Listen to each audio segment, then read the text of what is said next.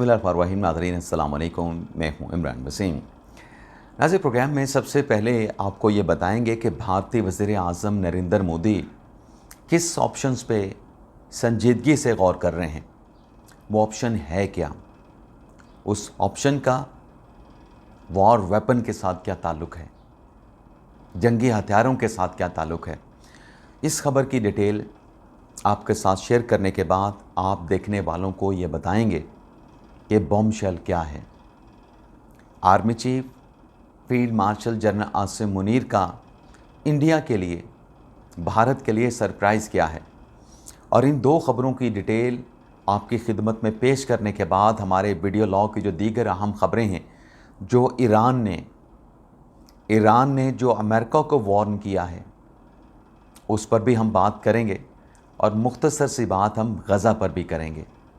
अफसोसनाक सूरत हाल गज़ा में है, उस पर भी बात करेंगे। लेकिन प्रोग्राम का आगाज़ करने से पहले आपसे दरख्वास्त के चैनल को सब्सक्राइब कर लें, बेल आइकॉन का बटन प्रेस करें। वीडियो पसंद आए तो इसे लाइक और शेयर ज़रूर कीजिएगा।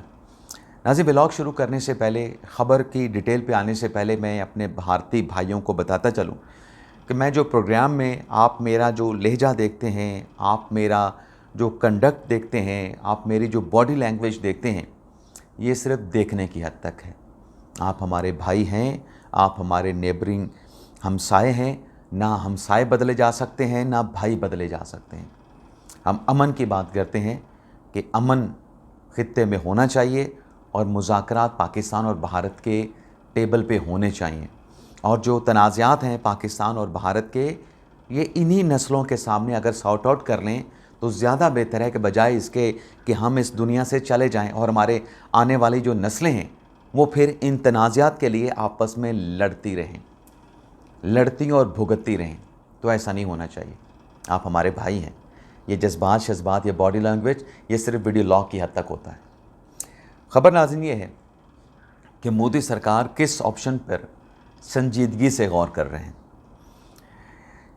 नाज़रीन, मामला ये है कि राफ़ेल ख़रीदने के बाद जो परफॉर्मेंस उसकी रही, इंडिया की एयरफोर्स में इंडिया के पायलट्स ने उसको कैसे उड़ाया, लेकिन 3 राफ़ेल और मजमूई तौर पे 6 भारतीय लड़ाका त्यारे पाकिस्तान ने मार गिराए। वो एक मिस्र के कोई ब्लॉगर हैं, उन्होंने एक इसके ऊपर बड़ी ज़बरदस्त किस्म की एक वीडियो भी बनाई है। अब वो 8 मिनट की है, मैं आपको दिखा नहीं सकता, वरना मैं आपको चंद सेकंड की होती वो वीडियो ज़रूर दिखाता। अब नाज़ ये है कि इस जंग के बाद, मैं अब नाकामी और कामयाबी की बात नहीं कर रहा कि कौन कामयाब हुआ कौन नाकाम हुआ।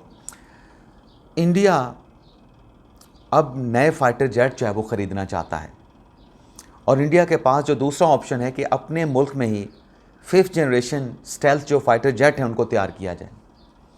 तो इस सोच विचार में रशिया ने इंडिया को ये ऑप्शन दिया है कि हम आपके मुल्क में जो हमारा जदीद 5th जनरेशन फाइटर जेट है Su-57E, हम वो प्लांट आपके मुल्क में लगाते हैं, हम वो तैयारे आपके मुल्क में बनाएंगे।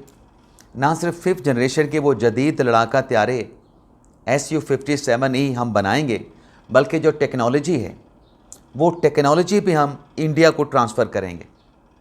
तो ये एक बड़ी अच्छी ऑफ़र रशिया की तरफ से इंडिया को की गई है, और रिपोर्ट ये किया जा रहा है कि India actively considering Russian this proposal to accept it. तो बड़ी सीरियसली संजीदगी के साथ इस प्रपोज़ल के ऊपर जो है गौर हो रहा है कि इसको एक्सेप्ट कर लिया जाए। अगली खबर नाजरीन ये है कि इंडिया रशिया से 2 इजाफी S-400 डिफेंस सिस्टम भी ख़रीदना चाहता है। वैसे S-400 डिफेंस सिस्टम इंडिया के पास ऑलरेडी भी था, लेकिन पाकिस्तान ने उस डिफेंस सिस्टम को, ये हकीकत है झुटलाई नहीं जा सकती, उसको नाकाम बनाया। और अब पाकिस्तान चाइना से H-19 डिफेंस सिस्टम ख़रीदने जा रहा है, जो कि गेम चेंजर है, दुनिया का जदीद तरीन S-400 से भी आगे की चीज़ है।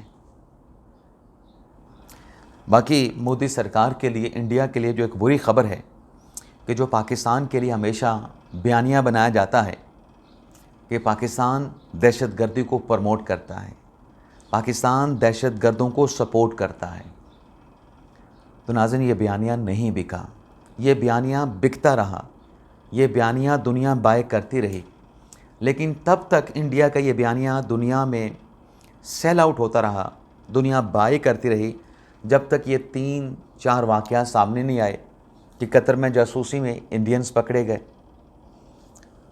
कनाडा में जो कैनेडियन नेशनल, बेशक वो सिख थे, वो मारे गए, उनका कत्ल हुआ, उसमें इंडिया इन्वॉल्व निकला, इंडिया की एजेंसियां इन्वॉल्व निकलीं।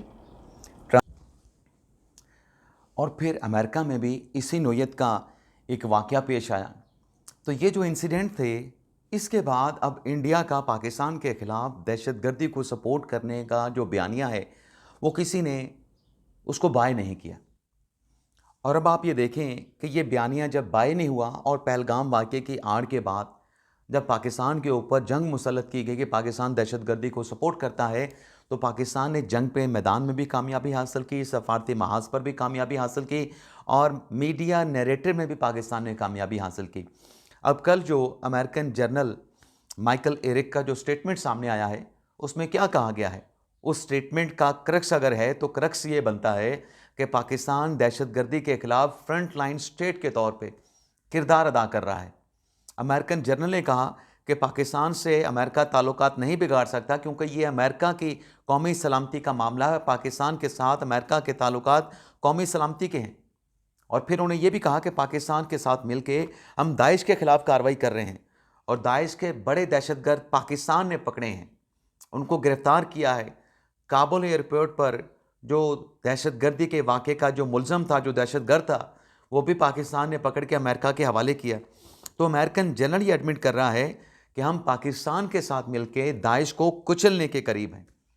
तो ये इंडिया का नैरेटिव, ये एक सरप्राइज़ है पाकिस्तान की अफवाज का, पाकिस्तान के आर्मी चीफ आसिम मुनीर की दहशतगर्दी के ख़िलाफ़ उन कोशिशों का जिसका इंडिया एतराफ़ कर रहा है।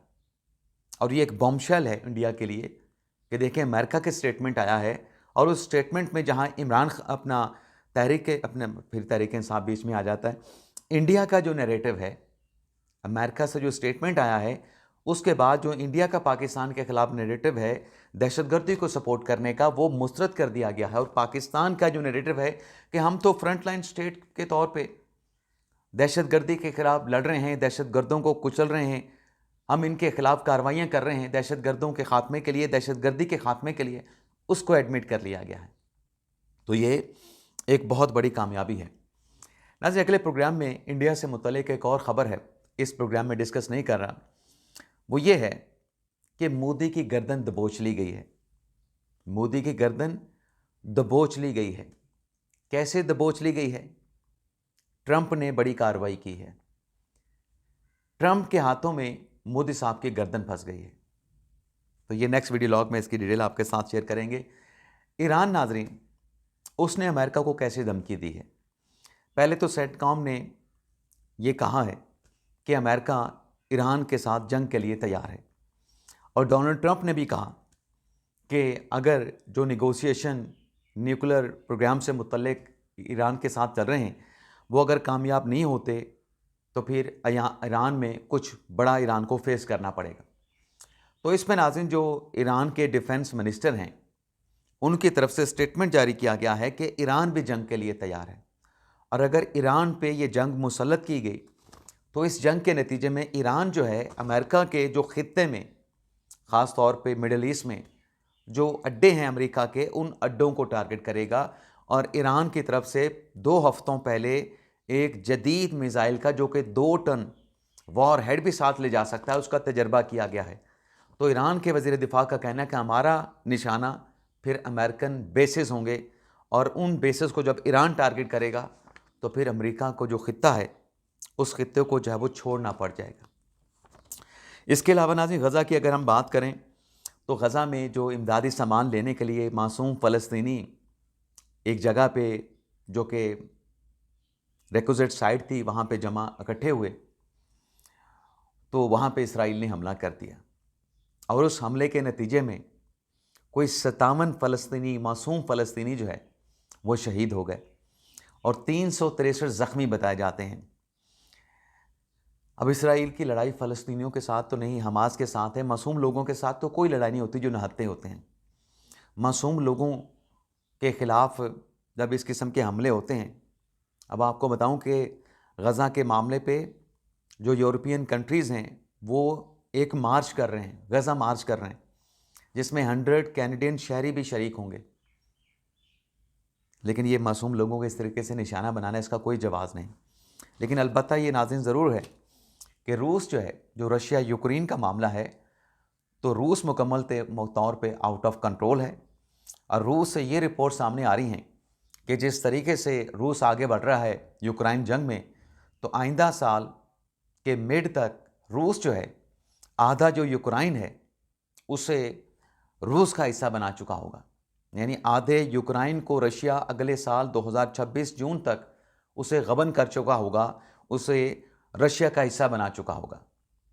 तो ये था नाज़रीन हमारा आज का वीडियो लॉग। आपसे इजाज़त चाहते हैं। अल्लाह ताला हम सबका हामी नासिर हो।